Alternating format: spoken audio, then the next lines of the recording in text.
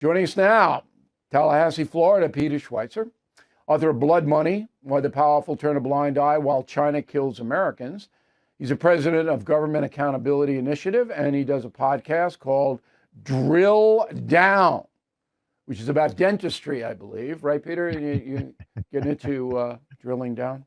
Yeah, okay. That's right. That's right. I have a very provocative question for you, and then we'll get into what we know and what we don't know.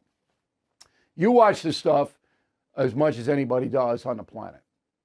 Do you believe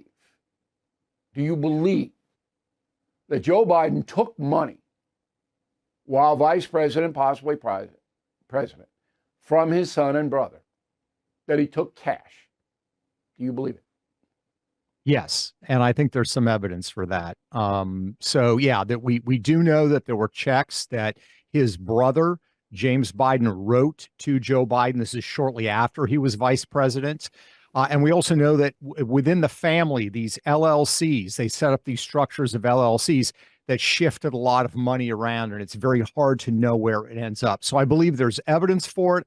I believe he did it. I would also add, Bill, let's remember the federal laws on bribery involving public officials say that if I pay Senator Bill O'Reilly from New York for a favor, or I pay Bill O'Reilly's kids, it doesn't matter in the eyes of the law. So ultimately, whether Joe Biden got paid in the end or not, as far as the law is concerned, is irrelevant. The family got paid, and I would argue that is directly connected to decisions that Joe Biden made.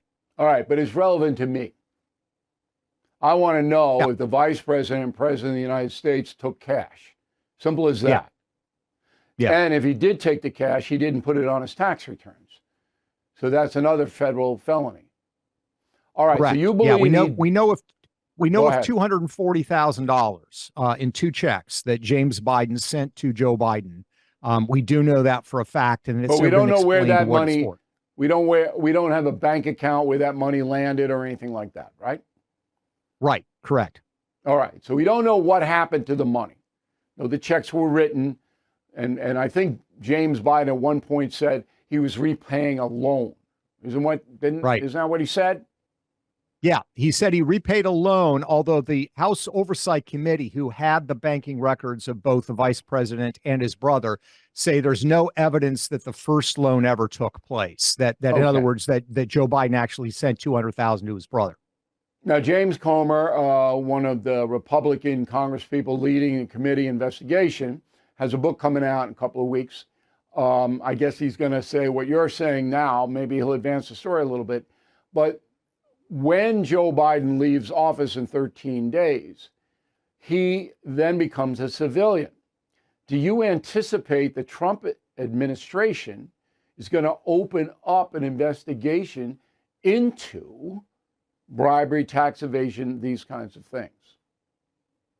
Probably not. I think it's doubtful. We do know that Hunter Biden, in addition to the gun charges and the tax charges that people already know about, we do know the Department of Justice has said in filings in those cases that they continue to investigate Hunter Biden for violating the Foreign Agents Registration Act, FARA, which means that he was doing the bidding, allegedly, of a foreign government or a foreign business without registering for the Justice Department. But that's small ball. To me, it's small ball.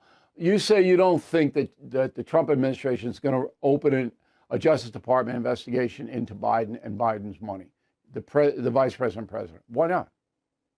No, I think it's for political reasons. I think that Team Trump has decided that they want to move forward. They don't want to dwell on these issues in the past.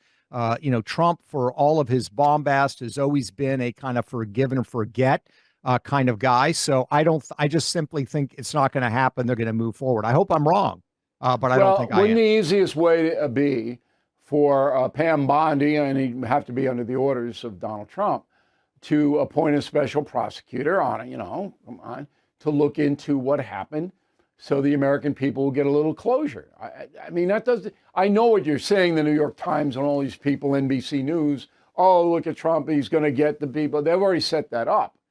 The Trump vengeance scenario. It's already been set up. I know. But I think most Americans want to know if their vice president and president was bribed. And I think that a special counsel, and you can even get a Democrat to do it. Just somebody with a good legal reputation.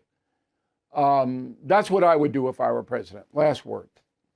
Yeah, I think you're exactly right. And look, the evidence is clear. Joe Biden and his family have lied repeatedly about this from the beginning. And if there was nothing that was done that was unethical or illegal, why would they lie so consistently and so blatantly about these commercial deals, about Joe Biden's involvements or their claim of lack of involvement, the fact that no money was transferred, et cetera, et cetera. So I agree with you. I think it's something that should be done for the purpose of clarity. Whether Joe Biden ends up pardoning himself before he leaves office, we need clarity and we need transparency. If the federal government is going to have any credibility going forward. All right, Peter, we appreciate it. If you get anything new, please let us know, and have a happy new year.